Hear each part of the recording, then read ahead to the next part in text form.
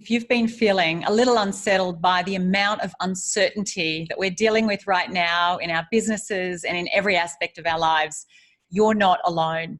I'd like to share with you a few insights that I hope will help you navigate this uncharted, uncertain period ahead of us with greater resilience and greater courage and with greater wisdom.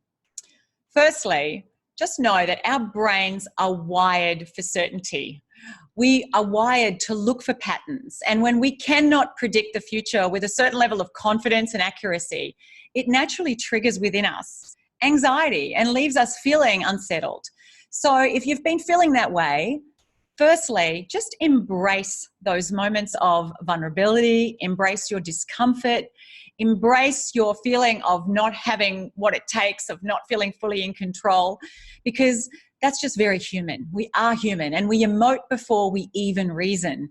And while it would be great to say, hey, I'm just going to deal with all of this purely in my head, the fact is we can't help the feelings that rise up in us. The best thing we can do is to respond to them in a very intelligent, emotionally intelligent way. So one of the ways that you can do that is firstly to just stop and notice how you're feeling. Pay attention to the emotions that are rising up in you. Secondly, label those emotions. You know, UCLA found that simply labeling the emotions we feel activates the prefrontal cortex, the thinking part of the brain, and helps to deactivate that monkey part of the brain, the amygdala, that actually often drives us to be very reactive. So yes, notice how you're feeling, name your emotions, but also just really breathe into them wherever you're noticing them in your body, because emotions always constrict somewhere in our body. The neuroanatomist Jill Balty-Taylor said that simply spending 90 seconds just breathing into wherever you're feeling tightness and constriction in your body, wherever that stress or anxiety or overwhelm may be lodging, helps to loosen the grip that it has on you. And it helps you to be able to really engage and harness your full cognitive abilities in the moment.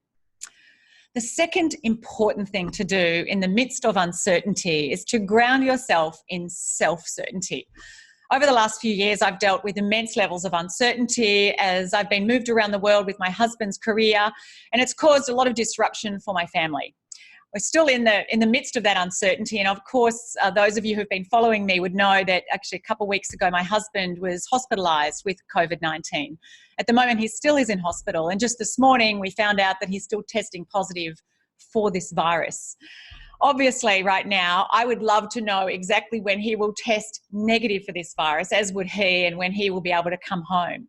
But for now, we have to just live with these levels of uncertainty in our own family and our personal lives. I'm sure you do too. And it's why grounding ourselves in self-certainty. I don't know exactly what the future holds. I don't know when my husband will be home. What I do know is the values that I want to anchor myself to and how I want to align my behavior. And likewise, for you, anchoring yourself with the values that are most important to you.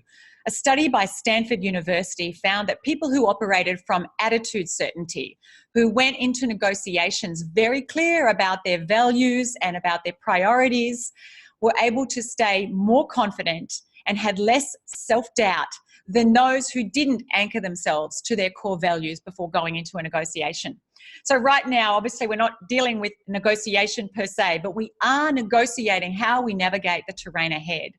And so however much uncertainty you're dealing with, however much anxiety comes up for you, embrace it, but then ground yourself in your innate power, in your choice to decide how you will show up during this time.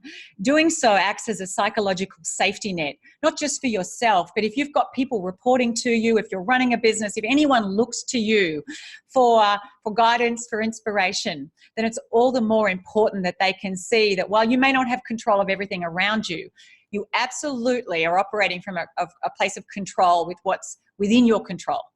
And so grounding ourselves in our ability to rise to each moment, to figure it out as we go along, to rise to whatever the problems in the days ahead hold, it not only helps us be more grounded in ourselves and be more on purpose in our lives, but it also has that ripple effect. Fear is contagious, but so too is courage, and so too is optimism, and so too is resilience and faith. So I encourage you right now, take a little time, feel your feelings all the way through, look at what they want you to pay attention to, but then ground yourself in your innate capacity to meet each moment as it arises.